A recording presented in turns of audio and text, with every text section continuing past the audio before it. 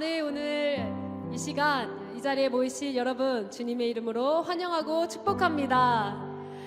네, 오늘 기쁜 날이죠? 무슨 날이죠? 네, 부활절입니다. 우리 이 시간은 오늘 좀 다르게 인사할게요. 옆 사람과 앞뒤 사람과 예수 부활하셨습니다 라고 인사하겠습니다. 예수 부활하셨습니다. 주님께서 부활하셨습니다. 네, 얼마나 기쁘고 복된 날인지 모릅니다. 우리 안에 주님께서 주신 그 기쁨이, 그 구원의 감사가 흘러넘치는 그런 예배와 하루가 되기를 간절히 소망합니다. 우리 시간 찬양하며 나아갈 텐데요, 우리 앞에 못 보던 친구들이 있죠? 우리 중고등부 어린 너무나 어여쁜 아이들이 주님 앞에 몸짓으로 그리고 입술로 찬양할 때 여러분들 질 수 없죠? 더 큰 목소리로, 더 기쁜 함성으로 함께 하시기를 축복합니다. 우리 같이 신나게 찬양합시다.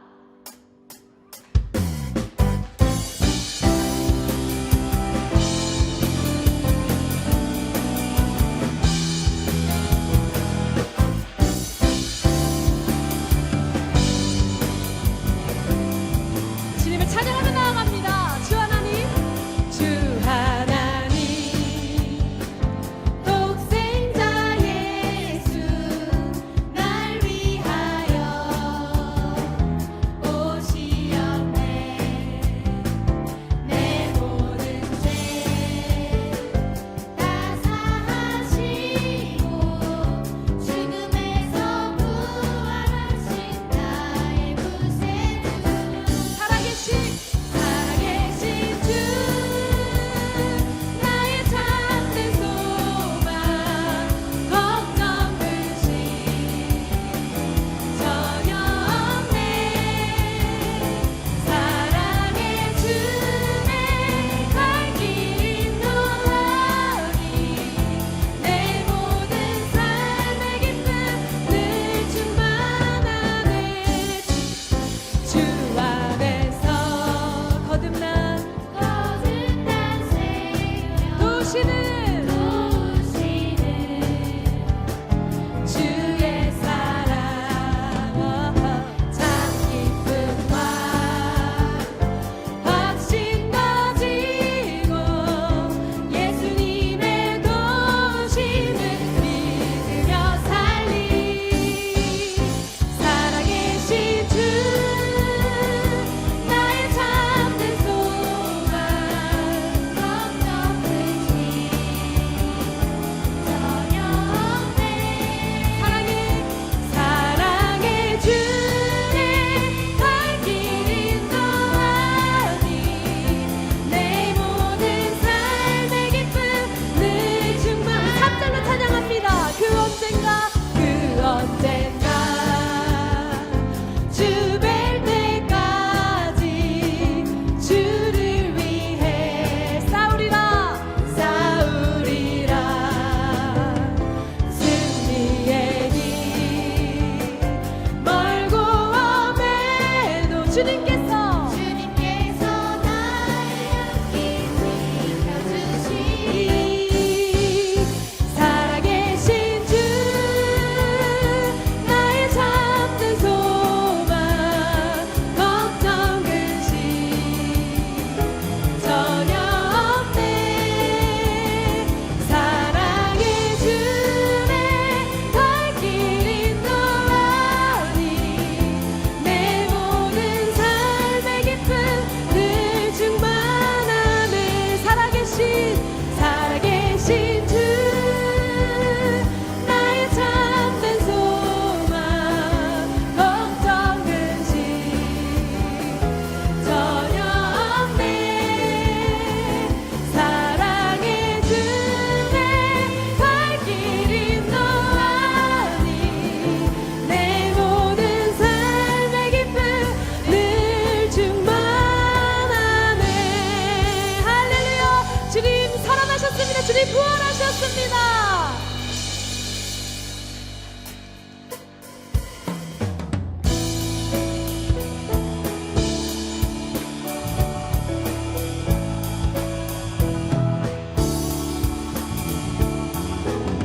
우리에게 완전한 사랑을 보여주신 그분의 그 사랑을 찬양합니다.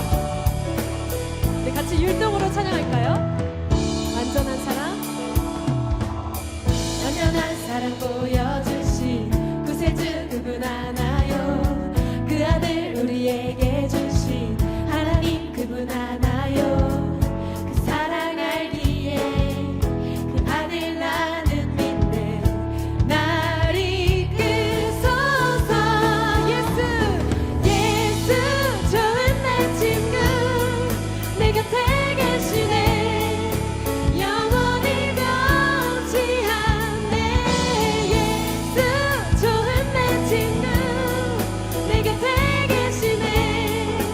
영원히 변치 않네. 여러분 큰 박수로 함께 해주세요. 구원하신 주 구원하신 주 나는 믿네. 부활하신 주 나 믿네. 다시 오실 왕 나는 믿네. 그분과 영원히 살리 그 사랑 알기에 그 아들 나는 믿네. 날 이끄소서. 예수 예수 좋은 내 친구 내 곁에 계시네. 영원히 변치 않네. 예수 좋은 내 친구 내 곁에 계시네. 영원히 변치 않네.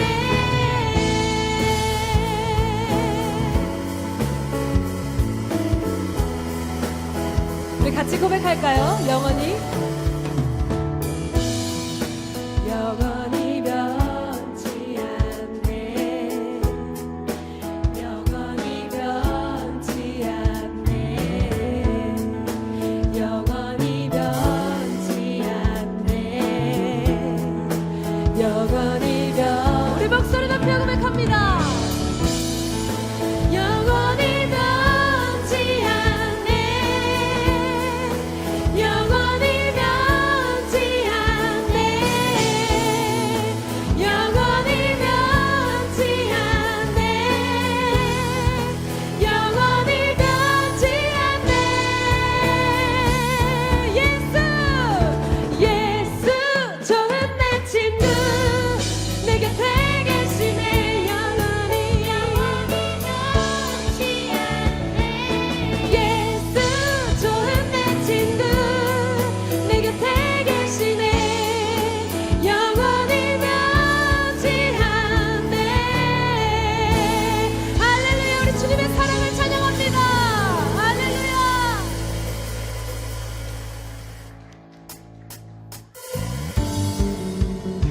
여러분 이 찬양 다 아시죠? 우리 주님이 날 구원하셨습니다.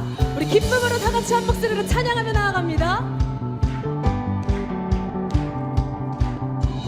주 날 구원했으니 어찌 잠잠하리. 기쁨에 찬송 드리리. 주 내 제사했으니 주 내 제사했으니 어찌 잠잠하리. 기쁨에 경배 드리리. 주를 향한 나의 사랑 멈출 수 없네. 멈출 수 없네. 멈출 수 없네. 나 기쁨에 춤추리. 내 모든 슬픔 바꾸셨네. 헤이 헤이 헤이 헤이 헤이. 나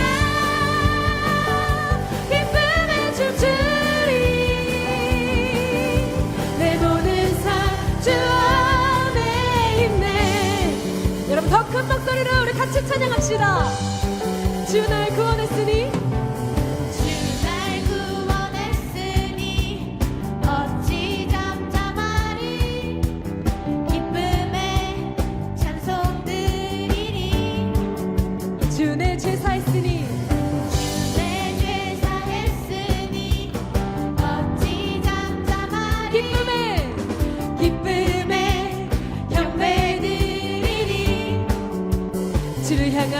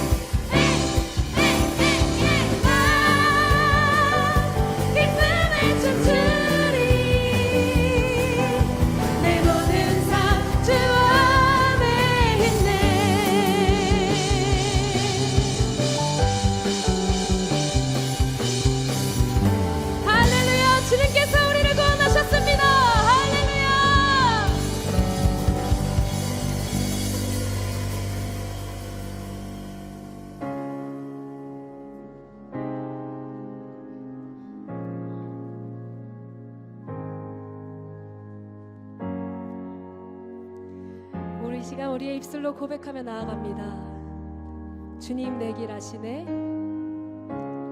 주님 내 길 아시네. 흔들린 그 길에도 함께 주님 내일 아시네. 멈춰진 나의 삶에도 늘 함께 나의 힘이 되신 주 항상 같은 곳에서 주가 나의 도움 되시네. 나의 길이 되신 주 변함없으신 계획 주가 나의 모든 걸음 되시네. 같이 고백합시다. 주님 내 길. 주님 내 길 아시네. 흔들린 그 길에도 함께 주님 내일 아시네. 멈춰진 나의 삶에도 늘 함께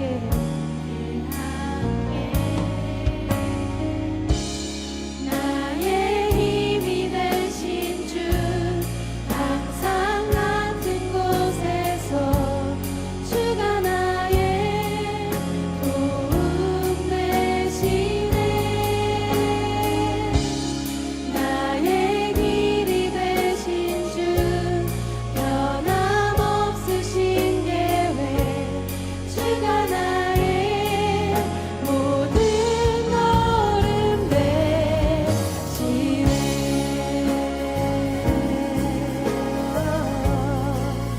주님 내 길 아시네.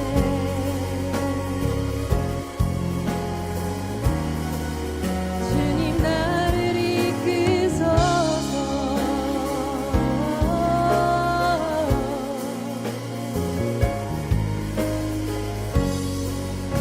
우리 언제나 함께 하시는 그분을 같이 찬양합니다. 나의 힘이 되신 나의 힘이 되신 주 항상 같은 곳에서 주가 나의 도움 되시네. 나의 길이 되신 주 변함없으신 계획 주가 나의 모든 걸음 나의 힘이 되신 주. 나의 힘이 되신 주 항상 같은 곳에서 주가 나의 도움 되시네. 나의 길이 되신 주 변함없으신 계획 주가 나의 모든 걸음 되시네. 나의 힘이 되신 주 항상 같은 곳에서 주가 나의 도움 되시네. 나의 길이 되신 주 변함없으신 계획 주가 나의 모든 걸음 되시네. 그렇습니다. 나의 모든 길과 나의 힘이 되시는 주님, 나와 항상 함께함을 믿습니다. 우리 이 시간 부활하신 주님을 찬양하며 그 은혜에 감사하며 주님의 이름 한번 부르짖고 예배로 나아가겠습니다. 주여, 주님 오늘 이 시간 우리와 함께하여 주시옵소서. 우리의 기쁨의 찬양과 감사 예배를 하나님 받아 주시옵소서. 주님.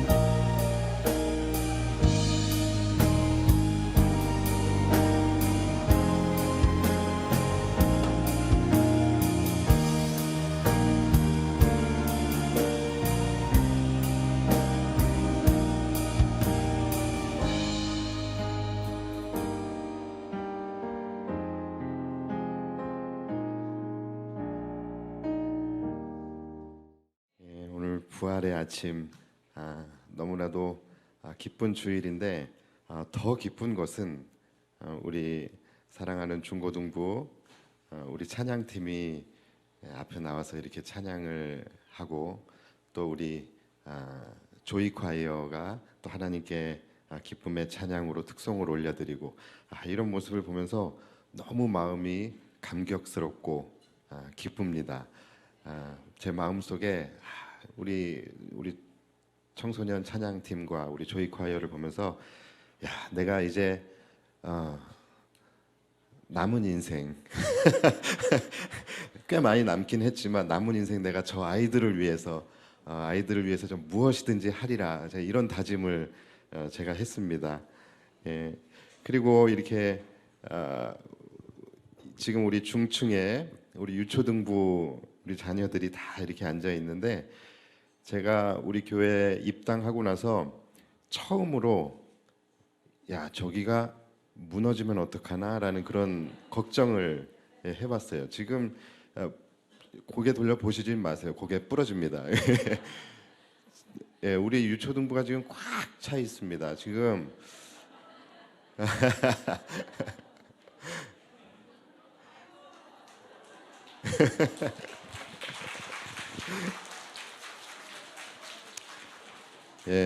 지금 기분이 좋아요. 왜냐하면 지금 유초등부실이 너무 꽉 차가지고서 지금 옮겨줬거든요. 이제 6층으로 이제 올라가게 될 텐데 그래서 6층에 여러 가지 공사를 좀 해서 우리 유초등부실이 이제 6층으로 이전을 하게 됩니다. 우리 성도님들 많이 후원해 주시고 또 많이 기도해 주셔서 굉장히 아름답게 지금 바뀌어가고 있는 중입니다. 이따가 시간 되시면 한번 올라가셔서 구경하셔도 좋으실 것 같아요. 근데 진짜로 저기가 무너지면 어떡할까 지금 그런 생각을 하고 있는데 우리 안수 집사님들 저 기둥 좀 받쳐주시고 그래서 우리 사랑하는 자녀들이 너무나 하나님 앞에서 아름다운 자녀의 모습으로 성장하고 있는 그 모습이 너무나도 귀하고 또 부흥하고 있는 우리 새영광교회 우리 다음 세대들 너무나 기특하고 또 하나님께 감사와 영광을 올려드립니다. 자, 예수님께서 사망 권세를 이기시고 부활하셨습니다.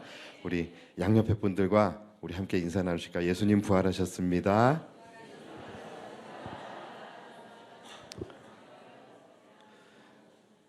오늘은 특별히 우리 교회에서 지내는 절기 중에서 가장 기쁜 날입니다. 그래서 오늘은 예배가 조금 길어요. 그래서 여러분들이 마음의 각오를 하시고 우리 학생들도 조금 힘들겠지만 오늘 예수님 부활하신 날이니까 우리가 예수님을 위해서 그 정도는 잘 참아내시기를 바랍니다. 자, 오늘 본문은 예수님께서 부활하신 내용이에요. 안식일이 지나고 안식일이 무슨 말? 제가 감을 잃었어요. 자, 안식 후 첫날 새벽에 막달라 마리아와 또 다른 마리아가 예수님의 죽은 시신을 정리하고 또 예수님에게 향품을 바르기 위해서 그렇게 예수님께서 계신 무덤을 찾아서 이른 새벽에 찾아 나서게 됩니다. 그런데 가면서 한껏 걱정을 해요. 우리가 가기는 가는데 그 예수님이 계신 그 무덤의 돌문을 누가 옮겨줄고 우리가 갔다가 예수님도 만나지 못하고 그냥 돌아오는 것이 아닐까라는 그런 걱정을 하면서 이제 나서게 됩니다. 자, 그런데 무덤 앞에 딱 도착을 했는데 감사하게도 누가 돌문을 열어놓은 거예요. 가만히 보니까 누가 돌 위에 앉아 있는데 그 형상이 번개 같고 그 옷은 눈같이 흰 한 사람이 앉아 있었습니다. 자, 다 같이 대답해 볼까요? 누굴까요? 그분이 예수님이요? 예, 천사지요, 천사. 부활절 아침에 예수님을 못 알아보면 안 되죠. 자, 그 천사가 이렇게 이야기를 합니다. 너희는 무서워하지 말라. 십자가에 달리신 예수를 너희가 찾는 줄 내가 아노라.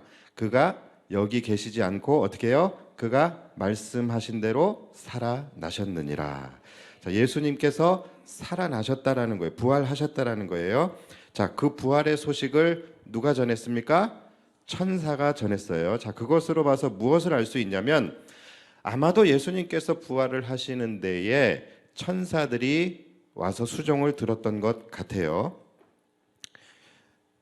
그도 그럴 것이 예수님께서 살아나셨는데 수의를 입고 다니실 수는 없잖아요.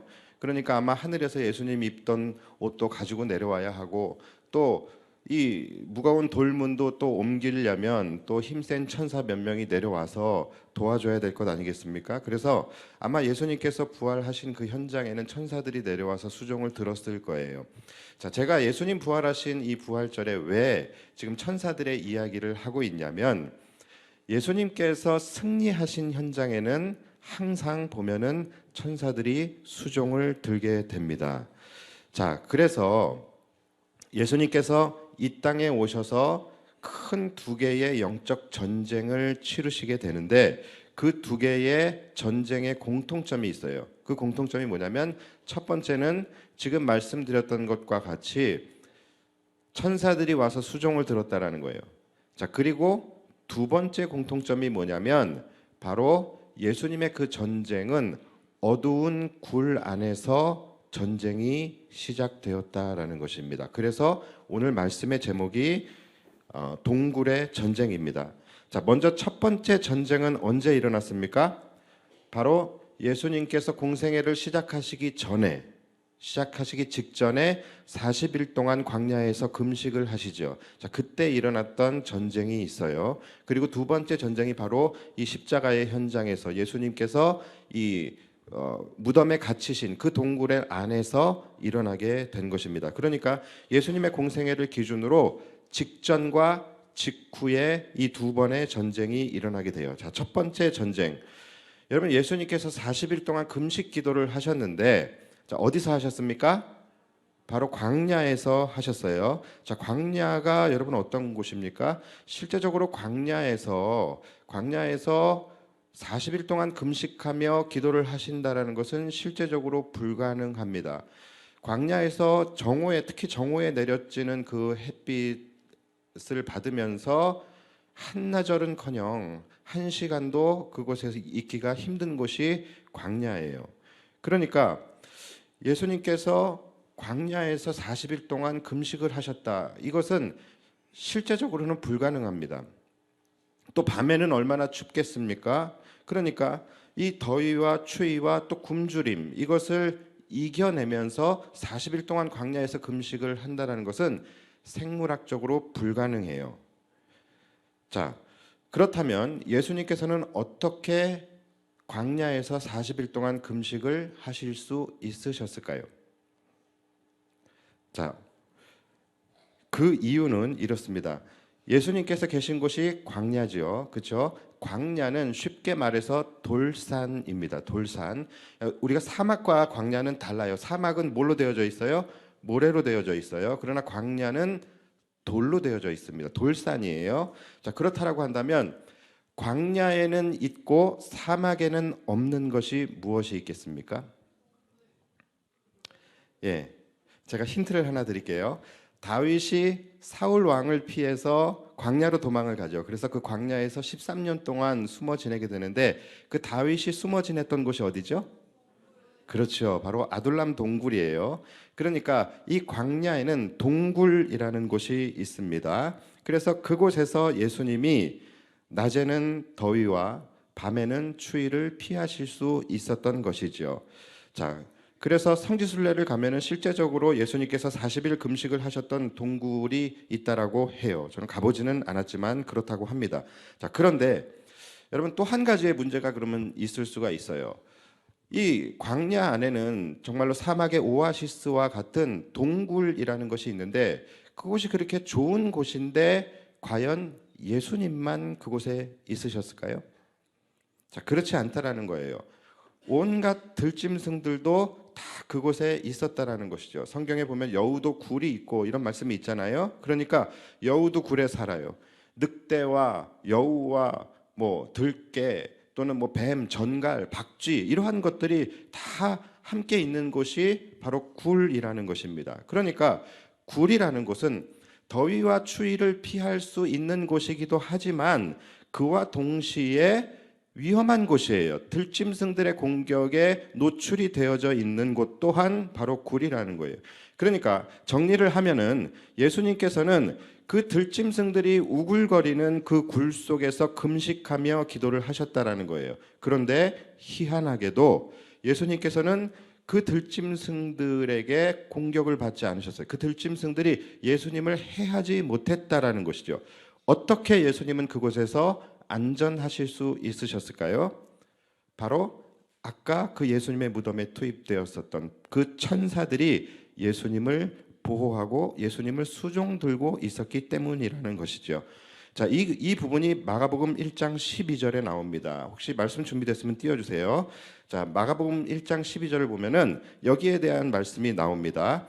성령이 곧 띄워져 있나요? 예. 성령이 곧 예수를 광야로 몰아내신지라 광야에서 40일을 계시면서 사탄에게 시험을 받으시며 들짐승과 함께 계시니 천사들이 수종 들더라. 그렇죠? 그러니까 들짐승들이 예수님과 함께 있었다라는 거예요. 그러나 천사들이 예수님을 수종 들고 예수님을 호위하고 있었기 때문에 그들이 예수님을 해치지 못했다라는 것입니다. 자, 그런데 이 말씀에 또 다른 주목할 만한 사실이 있어요. 그게 뭐냐면 그 동굴 안에는 예수님과 들짐승만 있었던 것이 아니에요. 또 한 존재가 있어요. 자, 아까 그 말씀 다시 한번 띄워줘 보세요. 자, 그보다 들짐승보다 훨씬 치명적인 존재가 그곳에 함께 있었습니다. 자, 누굽니까? 바로 사탄이 함께 있었어요. 광야에서 40일을 계시면서 사탄에게 시험을 받으시며 들짐승과 함께 계시니. 자, 그러니까 그 광야의 굴 안에는 예수님과 들짐승을 비롯하여 또 누가 있었다고요? 사탄까지 그 예수님을 시험하며 공격하고 있었다라는 것입니다. 자, 그러니까 지금 그 굴 안에서는 굉장히 초우주적인 세기의 전쟁이 벌어지고 있었다라는 거예요. 성령이 예수님을 광야로 내몰았습니다. 사탄이 예수님을 시험하며 공격합니다. 들짐승들이 예수님을 노리고 있어요. 천사들은 그것을 막고 있습니다. 자, 그러니까 예수님을 한가운데 두고 성령과 사탄, 들짐승과 천사들이 그 좁은 굴 안에서 예수님을 놓고서 육박전을 하고 있는 거예요. 정말로 초우주적인 세기의 전쟁이 육적인 전쟁과 영적인 전쟁이 동시에 일어나고 있었던 것입니다. 자, 그런데 결과는 어떻게 됩니까? 그들은 예수님을 털끝 하나 상하지 못하게 했어요. 그렇죠? 사단도 예수님을 무너뜨리기 위해서 여러분 잘 아시다시피 3번이나 시험하며 공격을 했지만 다 실패했어요. 결국 첫 번째 전쟁, 이 첫 번째 전쟁은 사단의 패배로 그 싸움은 끝이 나게 됩니다. 그래서 사단은 잠시 동안 예수님을 떠나게 돼요. 그래서 성경에 보면 이에 마귀는 떠나고 천사들이 나와서 수종 드니라. 자, 이렇게 말씀하고 있습니다. 자, 그렇게 첫 번째 영적 전쟁을 승리로 마치신 예수님께서 이제 본격적으로 이 땅에서의 3년 동안의 공생애가 시작이 되는 것입니다. 자, 그런데 한편 그 3년 동안 예수님께서 공생애 사역을 하시는 동안에 한쪽에서는 전혀 다른 일이 일어나고 있었어요. 자, 바로 예수님께 패배했던 사단이 그냥 가만히 있겠습니까? 아니지요. 이를 바득바득 갈면서 복수의 칼을 갈고 있었어요. 그래서 그들은 세기의 전쟁 2차전을 준비하고 있었던 것입니다. 자, 그런데 이번에는 사단이 작전을 바꿉니다. 공격 대상을 바꿔버리게 되는 거예요. 왜냐하면 1차전에서 한번 싸워봤잖아요. 예수님을 직접 공격하는 것은 승산이 없다라고 이들이 판단을 한 겁니다. 그래서 사단이 두 번째 공격은 공격 작전을 바꾸게 되는데 바로 사람들을 공격하게 됩니다. 그래서 사람들의 마음을 흔들기 시작해요. 그래서 어떻게 합니까? 사람들의 눈과 귀를 가려버리고 사람들의 마음 속에 예수님을 향한 분노가 치밀어 오르게 해요. 그래서 그들의 마음을 격분케 해서 예수님을 십자가에 못 박으라고 소리 지르게 합니다. 그리고 그 작전은 정확하게 먹혀 들어가게 돼요. 자, 여러분 떠오르는 사건 없으세요 혹시? 우리 금창기 나오셨던 분들은 아마 떠오르는 사건이 있으실 거예요. 뭡니까? 바로 민수기에 나왔던 발람의 사건이에요. 발람이 어떻게 했어요? 하나님을 설득해서 이스라엘 백성들을 저주하려고 3번이나 시도했죠. 그런데 시도할 때마다 어떻게 됐습니까? 하나님께서 오히려 이스라엘 백성들을 축복하시게 되죠. 그러니까 사단이 발람이 이제 하나님을 설득해서 이스라엘 백성들을 저주하기 위해서 3번이나 시도를 했어요. 근데 시도할 때마다 그들의 계획은 수포로 돌아가게 되었죠. 자, 똑같아요. 사단이 예수님을 3번이나 시험을 합니다. 시험을 했지만 결국은 수포로 돌아가게 되죠. 결국은 패하게 되었다라는 것이죠. 자, 그래서 발람이 어떻게 합니까? 발람이 어떻게 해요? 내가 하나님을 상대해서는 지금 절대로 이길 수 없다. 하나님은 절대로 그의 백성들을 버리지 않으실 것이다. 하나님은 절대로 이스라엘 백성들을 버리지 않을 것이니 역으로 하나님의 백성을 흔들어 버리자. 이렇게 되죠. 그래서 공격 대상을 바꿔버리게 됩니다. 어떻게 해요? 하나님은 결코 그분의 백성을 버리지 않을 것이니 하나님의 백성들을 흔들어서 하나님의 백성들이 하나님을 버리게 만들자. 이것이 발람의 두 번째 계략이었잖아요. 그래서 일어난 사건이 뭡니까? 바로 바알부올의 사건이죠. 그래서 이스라엘 백성들을 유혹해서 영적 음행을 저지르게 만들어서 하나님과의 언약을 깨어버리게 그렇게 만들어버린 사건이 바로 발람의 사건이잖아요. 동일한 전략으로 사단이 지금 나오고 있는 거예요.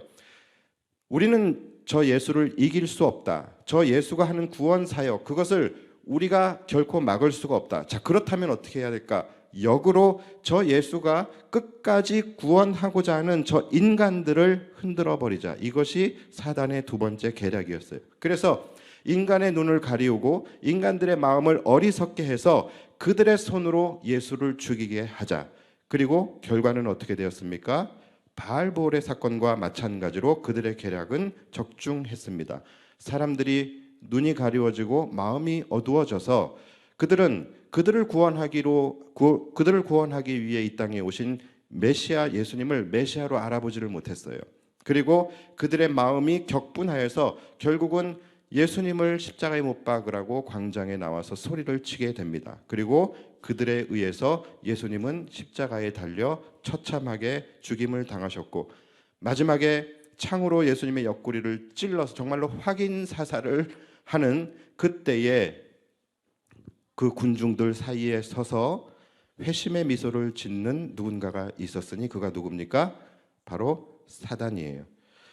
패션 오브 크라이스트라는 영화가 있죠. 그 영화를 보면은 바로 이 부분을 표현을 했어요. 그래서 제가 그걸 보면서 야, 참 멜 깁슨이 대단하다라는 그런 생각을 했었는데 자, 이것이 모든 것이 사단의 계략이고 공격이었습니다. 자, 그리고 사단은 외칩니다.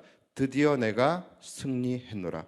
1차전에서는 내가 졌지만 2차전에서는 내가 이기었노라. 다시는 저 예수가 인간을 구원하지 못하도록 내가 예수를 어두운 굴 안에 영원히 가두어 두리라.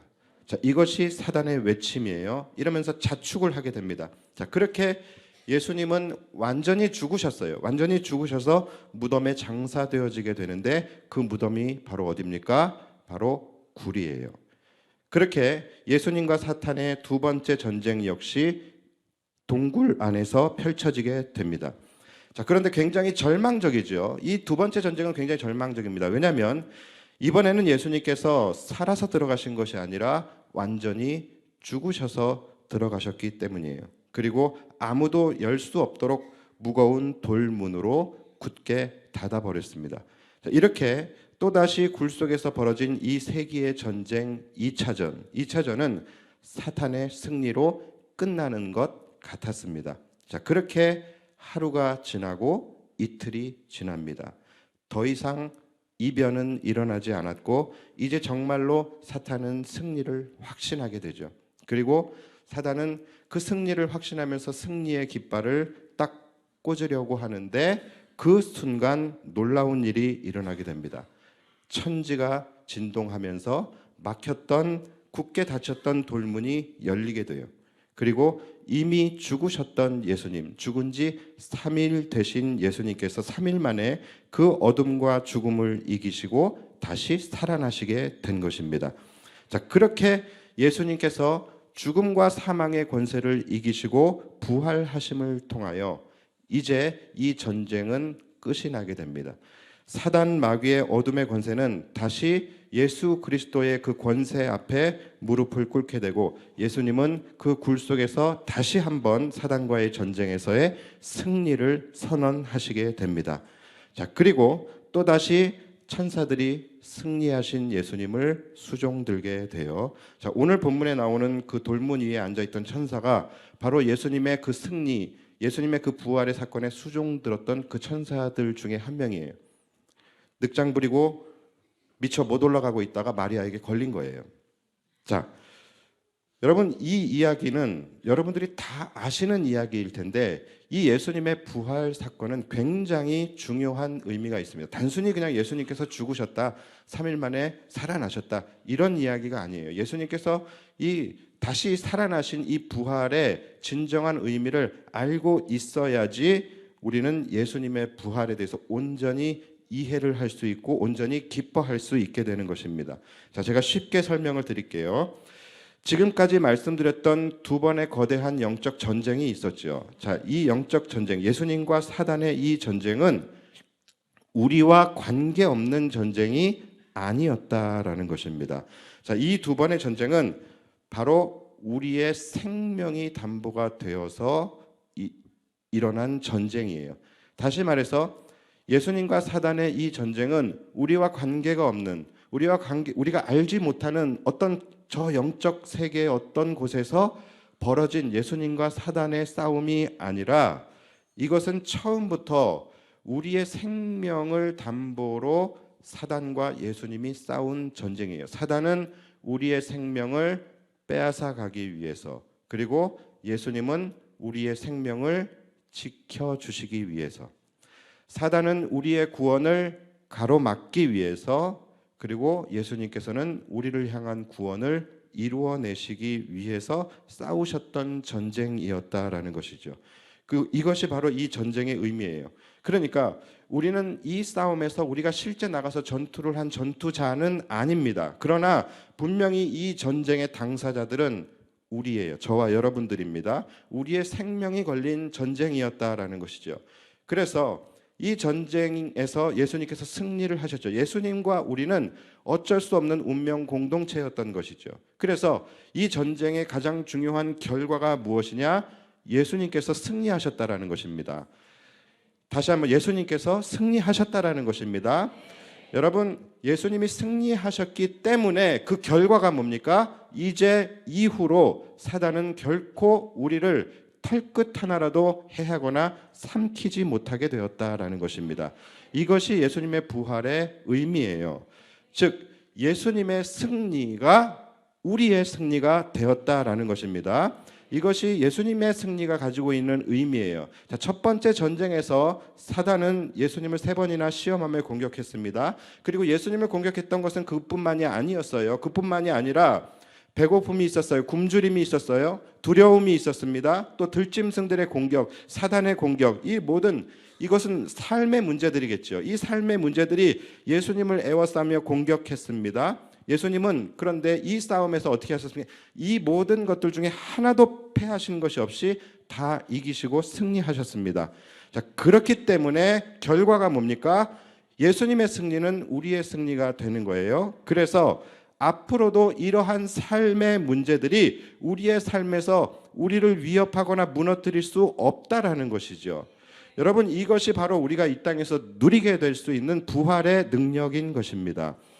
이들의 공격이 없다라는 것이 아니에요. 살다 보면 우리는 공격을 받을 수 있어요. 예수님도 공격을 받으셨어요. 삶의 문제들, 배고픔의 문제들, 두려움의 문제들, 상실의 문제들, 거절의 문제들, 이러한 사단 마귀의 공격까지, 이러한 우리를 무너뜨리려고 하는 그러한 시도가 있을 수 있다라는 거예요. 그러나 두려워하지 않아도 되는 것은 이것들은 결코 우리를 무너뜨리지 못한다라는 것입니다. 왜냐하면 예수님께서 이미 승리하셨기 때문이에요. 이들은 이미 예수님에 의해 무너진 자들입니다. 그렇기 때문에 우리가 그리스도 예수 안에 거하고 예수님의 자녀가 되고 또 성령의 보호를 받고 있는 하나님의 백성이라고 한다면 이러한 삶의 문제들이 하나님의 백성들을 결코 무너뜨릴 수 없다라는 것을 여러분 믿으시기 바랍니다. 여러분, 이것이 부활 신앙인 거예요. 실제로 우리 어린 자녀들도 보면은 어렸을 때 막 귀신 무서워하잖아요. 막 귀신 이야기 들으면 막 잠 못 자고 그러잖아요. 예. 그런데 여러분, 귀신 무섭습니까? 귀신 무서워요? 귀신은 절대로 인간을 해할 수 없습니다. 귀신한테 맞은 사람 있어요? 귀신한테 당했다는 얘기 들어보신 적 있어요? 귀신을 봤다? 그것까지 믿어줄게요. 얼마나 영이 약하면 귀신을 봐요. 그런데 그거 믿어줄게요. 그런데 그 귀신이 한 대라도 때린 적 있으세요? 귀신은 절대 사람을 해하지 못합니다. 두려움은 줄 수 있어요.